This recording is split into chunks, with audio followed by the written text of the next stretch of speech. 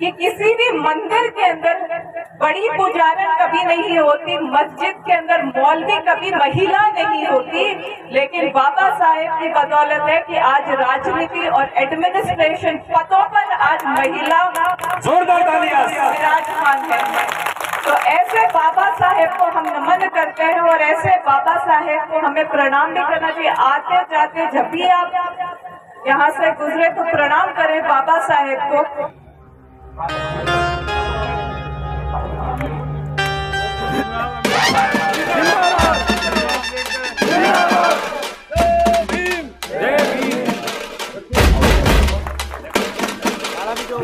सुशीला जी सीगड़ा का टोकरी उठाकर स्वागत करेंगी श्रीमती खुदा राम जी मंच पर आसीन हो। जी से ये अवसर प्राप्त हुआ है, ये हमारे लिए सौभाग्य की बात है। बहुत ही अभूतपूर्व। इसी क्रम में आगे मैं दलीप सिंह जी से आगे वाला स्वागत करेंगे,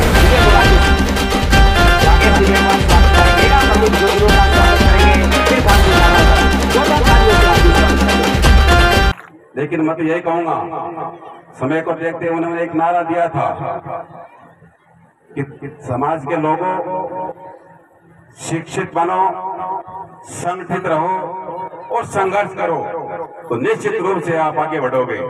आज इस मौका के बाद के अंदर स्कूल प्रांगण के सामने बाबा साहब की मूर्ति का अनावरण हुआ है। माता बहनों से, पिता तुल्य बुजुर्गों और नौजवान साथियों से आग्रह और निवेदन करना चाहूंगा, जब भी आप इस मूर्ति के आगे से गुजरना हो, अपना माथा झुकाकर, शीश झुकाकर प्रणाम कर निकलना। अपने संकट अपने आप कट जाएंगे। हम सबको बुलाकर आपने सम्मान दिया और आप सबसे मिलने का अवसर मिला और आप सबके दर्शन लाभ हुए। मैं आपको बहुत बहुत धन्यवाद देती हूँ। क्योंकि आप काफी समय से यहाँ बैठे हो, इसलिए मैं लंबा नहीं बोलना चाहूंगा। सिर्फ दो बातें कहना चाहूंगा कि आज जिस महान पुरुष की मूर्ति का हमने अनावरण किया है वो एक युग पुरुष थे, और युग पुरुष वो होते हैं जो विपरीत परिस्थितियों में परिवर्तन करते हैं। देखो, भीमराव अम्बेडकर के बारे में बोले तो अब से बोले तो शाम हो जाए तो भी कम है।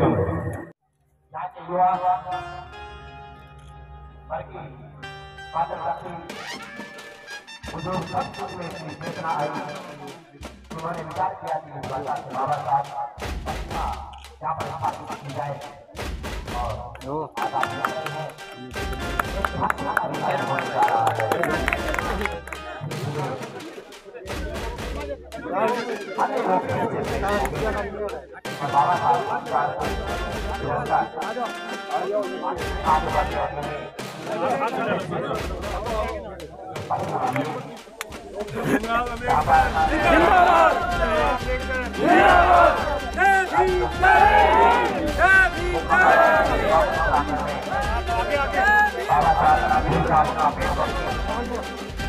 बाबा अनावरण किया जा रहा है।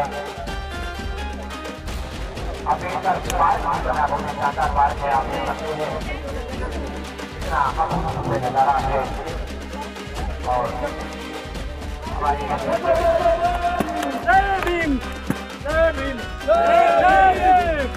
जय भीम, जय भीम।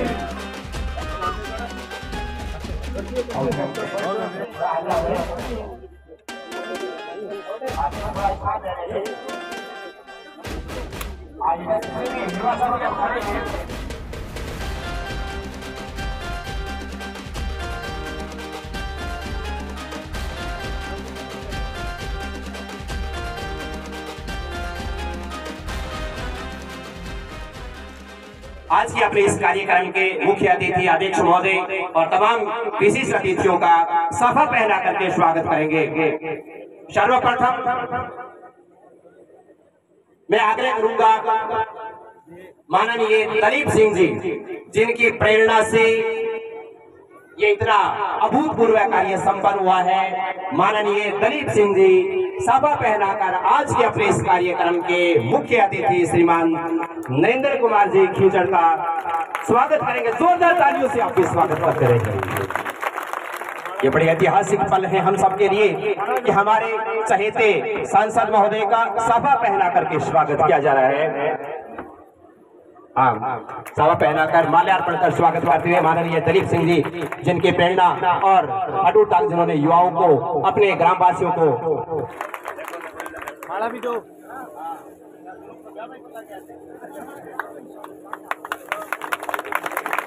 श्रीमती सुमित्रा देवी आज के अपने इस कार्यक्रम के विशिष्ट अतिथि श्रीमती हर्षनी कुलारी, जिला प्रमुख झुंझुनू का चौंदड़ी उठा करके स्वागत करेंगे श्रीमती सुमित्रा देवी।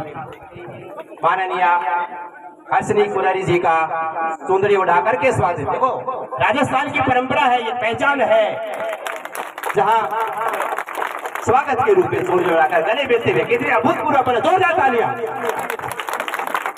अब मैं आगे करूंगा श्रीमती सीमा देवी से कि आज के अपने इस कार्यक्रम के विशेष अतिथि सुशीला जी सीगड़ा का चौधरी उठा करके स्वागत करेंगी श्रीमती सीमा देवी। 16 तालियों से आप भी स्वागत करते रहिए। कितने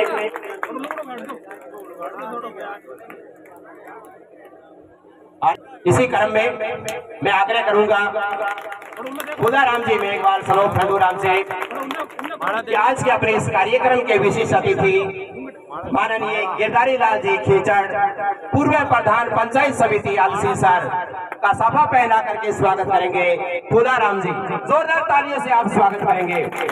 रामचंद्र जी शर्मा पाटोदा से हमारे बीच उपस्थित हुए हैं, हम उनके विशेष आभारी, इतनी दूर से चल करके मंच पर आसीन हो।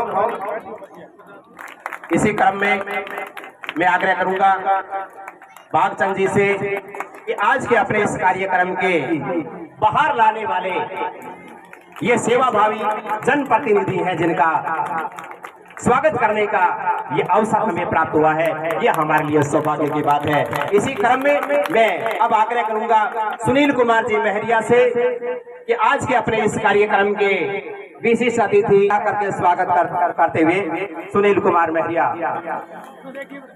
बहुत ही अभूतपूर्व पल है ये हम सबके लिए। इसी क्रम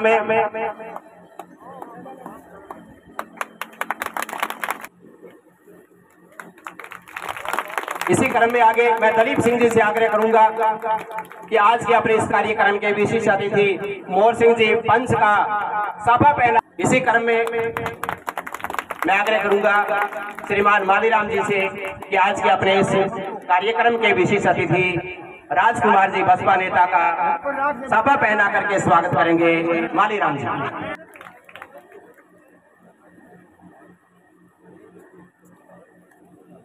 आज के इस कार्यक्रम के वैसे विशेष अतिथि नहीं कह सकते, जिनके प्रेरणा से ये अंबेडकर पार्क और बाबा साहब की मूर्ति।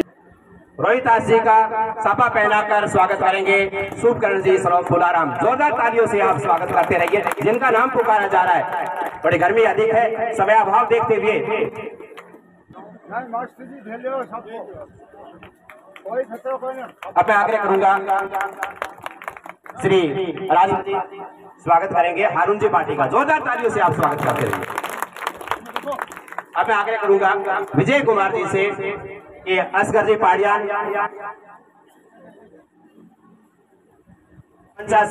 रामचंद्र जी शर्मा पाटोदा का भी माल्यार्पण द्वारा स्वागत करेंगे। विजय कुमार जी, राकेश जी मेघवाल स्वागत करेंगे। आरिफ खान जी जाबासर का, हर्षनी कुलारी जिला प्रमुख झुंझुनू का स्वागत करेंगे इरफान जी जाबासर। जोरदार तालियों से आपकी स्वागत करते हैं। अब मैं आग्रह करूंगा जिस विद्यालय के प्रांगण में ये विशाल कार्यक्रम चल रहा है,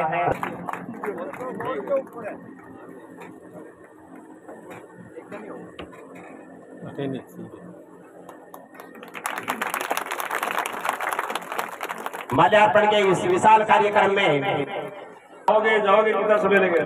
ये महिलाओं पुरुषों की बच्चों सब बूढ़े बुजुर्ग जितने भी बैठे हैं, ये सब की तरफ से बना रहा है, कोई दिक्कत नहीं है ना। सब जोरदार ताली बजाओ इस बात।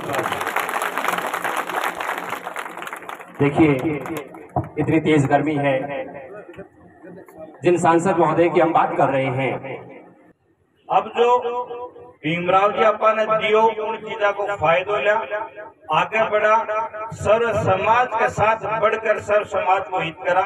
मैं तो तारा सबसे यही उम्मीद करूं। आप सबने मुझे बुलाया, मेरा स्वागत करो। स्वागत मेरो को ना, क्योंकि आप लोग तो नाम ही कौन सा लेते आपा तो सुंदरलाल जी का नाम से चल रहा, अब तक कोई उड़ा रहे या गड़गड़ी उनका नाम से चल रही है। उनका जीवता जी एक बार प्रधान बन गया, रीत तारा बीच में खड़े और कई बार आयडों तो बात भी कह दूं कहा अगली बार मंडा आओगी तो कोई मेरो घणो सो विचार भी बने है, चिंता करने की जरूरत बने। और जो नेता बैठे तारो खींच दो काम, मेरा कोई दिक्कत बने नहीं। शिक्षा के मंदिर में भारतीय संविधान के निर्माता बाबा साहेब भारत रत्न डॉक्टर भीमराव अम्बेडकर के मूर्ति अनावरण कार्यक्रम में मुख्य अतिथि हमारे लोकप्रिय सांसद नरेंद्र कुमार खच्चर जी कार्यक्रम की अध्यक्षता कर रहे, पूर्व प्रधान कैलाश मेघवाल जी, जिला प्रमुख श्रीमती हर्षिनी अतुल जी, इस विधानसभा क्षेत्र उपचुनाव में प्रत्याशी रही सुशीला शिगड़ा जी, पूर्व प्रधान गिद्दालाल खच्चर जी, राजेश बाबल जी, सुनील चौरान जी और इस पंचायत के मुखिया सरपंच हमारे बीच उपस्थित तमाम सम्मानित मंच एवं अति सम्मानित माता बहनों, पिता तुल्य बुजुर्गों, आप सबका इस मौके पर हार्दिक स्वागत, अभिनंदन और अभिवादन करता हूँ। बाबा साहेब का जन्म महाराष्ट्र की धरती पर एक दलित परिवार में पैदा हुए। उन्होंने कितने संकट कर झेले, पहले चर्चा हो गई होगी, लेकिन मैं तो यही कहूंगा, समय को देखते हुए उन्होंने एक नारा दिया था कि समाज के लोगों शिक्षित बनो, संगठित रहो और संघर्ष करो तो निश्चित रूप से आप आगे बढ़ोगे।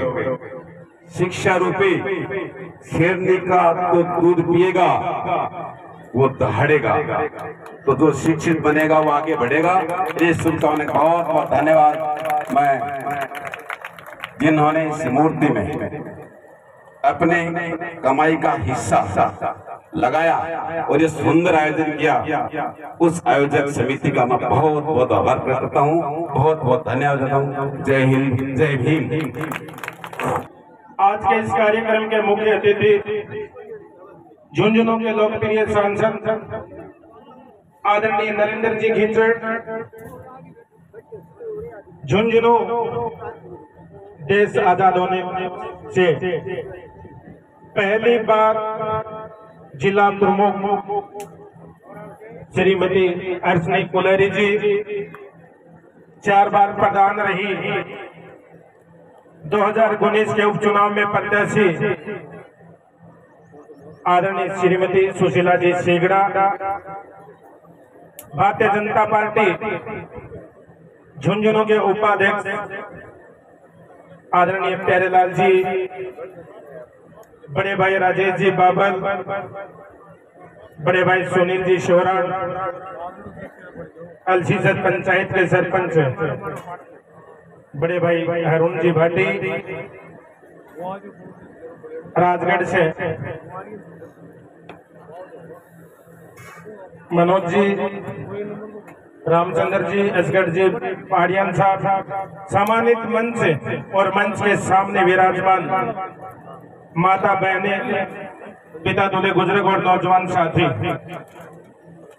जब आपके बीच में इस प्रकार से खड़ा होकर भाषण देना, आपकी अंगुली पकड़कर चलना सीखा हो, उसकी भाषण की आवश्यकता अपने घर में, अपने आंगन में नहीं होनी चाहिए। जोरदार तालियां, जोरदार तालियां। आज इस मौका के बाद के अंदर स्कूल प्रांगण के सामने बाबा साहब की मूर्ति का अनावरण हुआ है। माता बहनों से, पिता दूल्हे बुजुर्गों और नौजवान साथियों से आग्रह और निवेदन करना चाहूंगा, जब भी आप इस मूर्ति के आगे से गुजरना हो, अपना माथा झुकाकर, शीश झुकाकर प्रणाम कर निकलना। अपने संकट अपने आप कट जाएंगे। बहुत से लोग बाद में पहुंचे हैं, माता बहने पिता दूल्हे गुरुजन पहले भी पहुंच चुके थे। इस मंच के माध्यम से आपने सुना होगा कि बाबा साहब एक कोई जाति धर्म का नहीं, पूरे विश्व का कल्याण करने का, और आज हम स्वतंत्र बैठे हैं, उसको लिखने का कलम की ताकत से जो काम किया, उस मूर्ति से गुजरना हो तो अपना माथा शीश झुकाकर प्रणाम करना आपका सौभाग्य होगा। इस मूर्ति अनावरण में सब पधारे, मंच पर बैठे अतिथियों का और इस पंडाल में बैठे माता बहना पिता दूल्हे बुजुर्गों का, नौजवान साथियों का पुनः तहे दिल से स्वागत और अभिनंदन करता हूं। और उस मूर्ति अनावरण में जो गांव की राशि थी, मैं कहना चाहूंगा उस चंदे के रूप में थोड़ा सा सहयोग 11,000 रुपए का खिंचड़ परिवार बालू की ढाणी गिरधारी खिंचड़ की ओर से छोटा सा सहयोग करना चाहूंगा। आपने बुलाकर मान सम्मान, इस घर के अंदर मान सम्मान नहीं होता, फिर भी मैं आप सबका तहे दिल से स्वागत और अभिवादन करता हूँ। जय हिंद, जय भारत। बहुत ही अच्छे प्रोग्राम में हम सबको बुलाकर आपने सम्मान दिया और आप सबसे मिलने का अवसर मिला और आप सबके दर्शन लाभ हुए। मैं आपको बहुत बहुत धन्यवाद देती हूँ। अभी मेरे से पूर्व वक्ताओं ने बताया कि हमारे संविधान निर्माता बाबा साहेब जो कि एक नारा दिया था, शिक्षित बनो, संगठित रहो और संघर्ष करो। इस नारे को इस नारे का अनुसरण करते हुए आप सब आगे बढ़ो। मैं आप सभी को बहुत बहुत शुभकामनाएं देती हूँ। और जब भी आप इधर से इस रास्ते से जाएं तो आप बाबा साहेब को नमन करके जाएं। और बच्चों से कहना चाहूंगी कि जब भी आप विद्यालय में एग्जाम देने आए तो बाबा साहब को नमन करें, क्योंकि बाबा साहब ने केवल दलितों के लिए नहीं, सबके लिए संघर्ष किया था और बहुत अच्छा और सुंदर संविधान दिया था। तो मैं बाबा साहब को बहुत बहुत नमन करना चाहूंगी मंच की तरफ से और मेरे सामने विराजमान सभी महानुभावों की तरफ से। मैं आयोजकों को पुनः धन्यवाद देती हूँ, क्योंकि प्रोग्राम तो बहुत अच्छा था, लेकिन अभी मर्सीसर में हमारे यूपी से विधायक जी आए हुए हैं, उनकी मीटिंग है, हम सबको जाना है। आप सब हमारे आदरणीय एमपी साहब को सुनो और जो भी विकास के काम है वो भी आप उनको बताएं। ये विकास के पर्याय हैं, आप सबके बीच में रात दिन रहते हैं। मैं इनको भी बहुत बहुत धन्यवाद देना चाहूंगी। जय हिंद, जय भारत। क्योंकि आप काफी समय से यहाँ बैठे हो, इसलिए मैं लंबा नहीं बोलना चाहूंगा। सिर्फ 2 बातें कहना चाहूंगा कि आज जिस महान पुरुष की मूर्ति का हमने अनावरण किया है वो एक युग पुरुष थे। और युग पुरुष वो होते हैं जो विपरीत परिस्थितियों में परिवर्तन करते हैं। उन परिस्थितियों में जैसे अभी प्यारेलाल जी कह रहे थे कि भीमराव अंबेडकर जी ने कहा था कि जो शिक्षा रूपी दूध जो पिएगा वो दहाड़ेगा। और आज उनके बताए हुए रास्ते पे, उनके दिखाए हुए रास्ते पे अब जब हम चल रहे हैं तो हमारे नौजवान शिक्षा के रूप में दहाड़ रहे हैं। वो पिछड़े लोग जिनके पास शिक्षा की उचित व्यवस्था नहीं थी, वो बड़ी बड़ी अधिकारी बने बैठे हैं, वो साइंटिस्ट बने बैठे हैं, उस देश का निर्माण कर रहे हैं, उस देश का नेतृत्व कर रहे हैं। और ये सभी अगर किसी की देन है, उन लोगों में से एक भीमराव जी अम्बेडकर सर्वाधिक आगे जो लोग थे उनमें अम्बेडकर साहब थे। अभी कि जो हमारा महापुरुष है वो एक जाति एक धर्म के नहीं होते थे। सूरजमल जी वो सिर्फ जाटों के नेता नहीं है, जाटों के महापुरुष नहीं है, वो इस महान देश के, इस धर्म के, हमारी इस सामाजिक व्यवस्था के वो नेतृत्व किया था। भीमराव अम्बेडकर जी ने जो परिवर्तन किया है वो सिर्फ दलितों के लिए नहीं किया है। इस देश को आगे ले जाने में वो चाहते थे कि सबकी भूमिका हो, सब आगे बढ़े। अगर हम गांव में देखते हैं, अगर एक गांव में 10 लोग गरीब हैं और 20 लोग बहुत अमीर हो गए तो वो गांव पिछड़ा हुआ गांव माना जाता है। पर क्योंकि समानता के रूप में अगर वो आगे बढ़ते हैं तो वो गांव, वो प्रदेश, वो जिला, वो देश आगे माना जाता है। और यही रास्ता आदरणीय अम्बेडकर जी ने हमें दिखाया था। मैं आपको इतनी बात कहना चाहूंगा, दो बातों पे आपको ध्यान रखना है। अम्बेडकर साहब ने हमें अधिकार और कर्तव्य दिए थे, हम अधिकारों की बात करने लग गए और हम कर्तव्यों को भूल गए। इसलिए नौजवान साथियों, आप पढ़े लिखे हो, आपको इस देश का निर्माण करना है, आपको इस गांव का निर्माण करना है, आपको अपने परिवार का निर्माण करना है, तो आपको कर्तव्यों को साथ में ध्यान में रखना होगा। यही मैं आपसे निवेदन अनुरोध करने के लिए आया हूँ।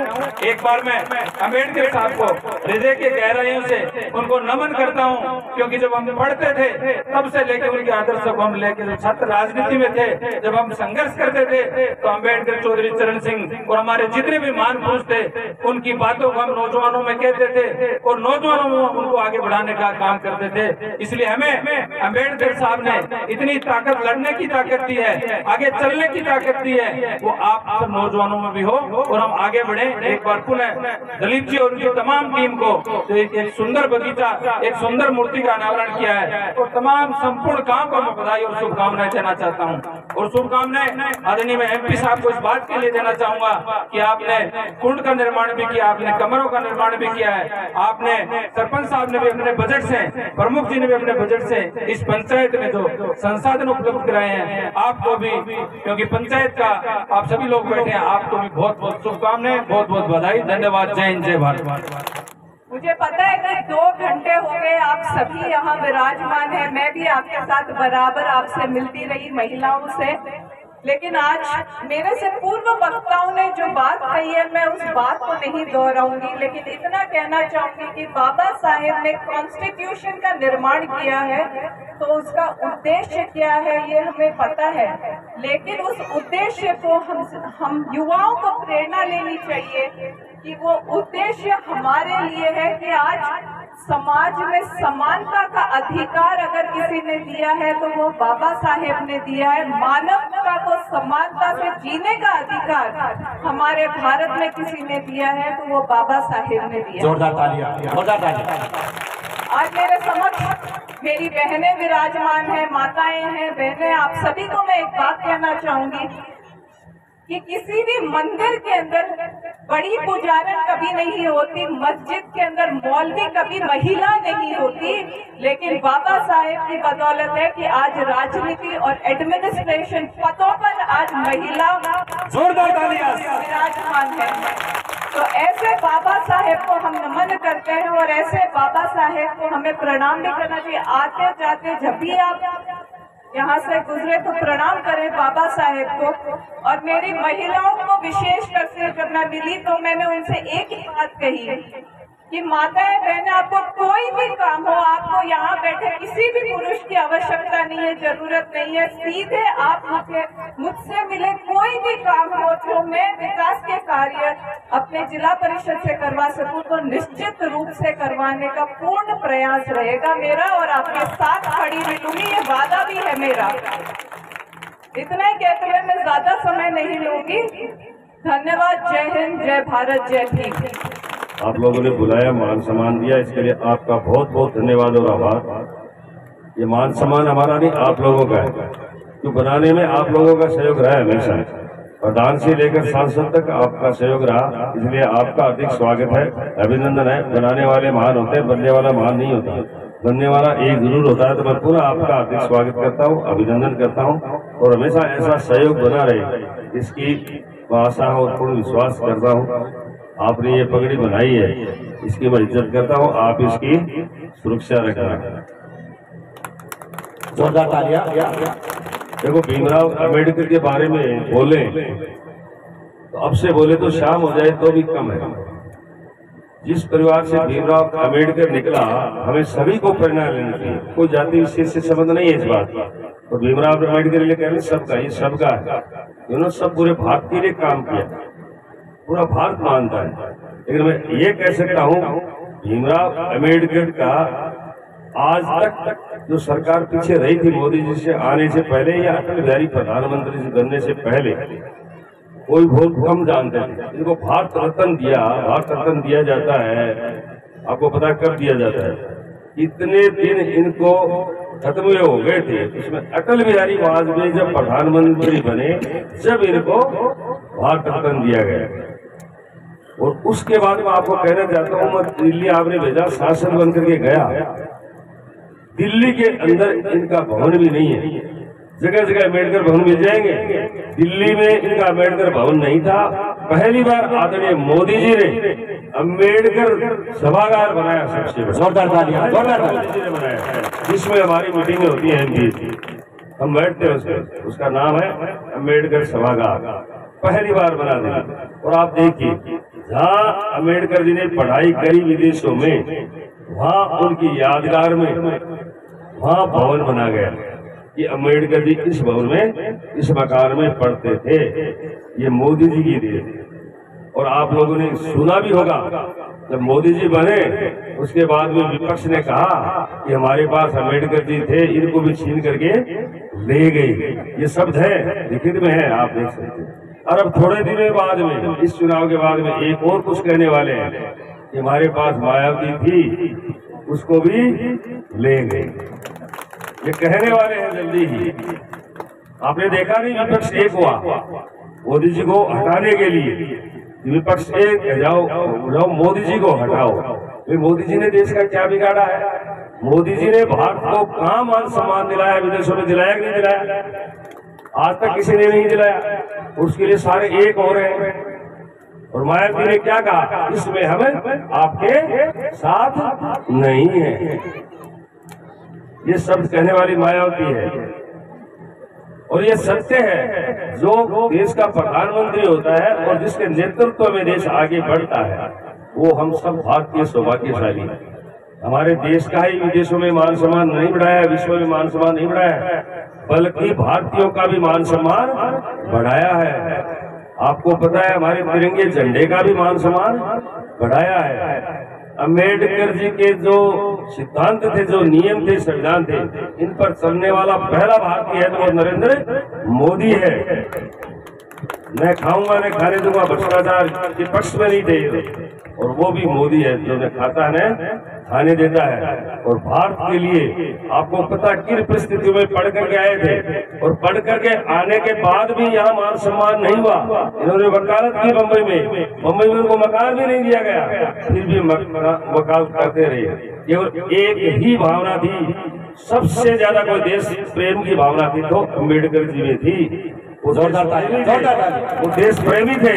यदि वो ऐश और आराम करना चाहते तो जिन विदेशों में पढ़ करके आए थे, वहाँ अम्बेडकर जी का बहुत महत्व था। यदि पैसा ही कमाना चाहते थे, लेकिन जिस भावना को लेकर के गए थे, क्या भावना लेकर के गए थे कि गरीब व्यक्ति या किसी जाति विशेष के व्यक्तियों का यहाँ शोषण होता है, इसको हम दूर कैसे करें। जब इनके दिमाग में आई कि हमारी कोई नहीं सुनेगा, जब तक हम शिक्षित नहीं बनेंगे, बड़े विद्वान नहीं बनेंगे, तो हमारी कोई नहीं सुनेगा। इसलिए वो शिक्षा ग्रहण करने के लिए बाहर गए।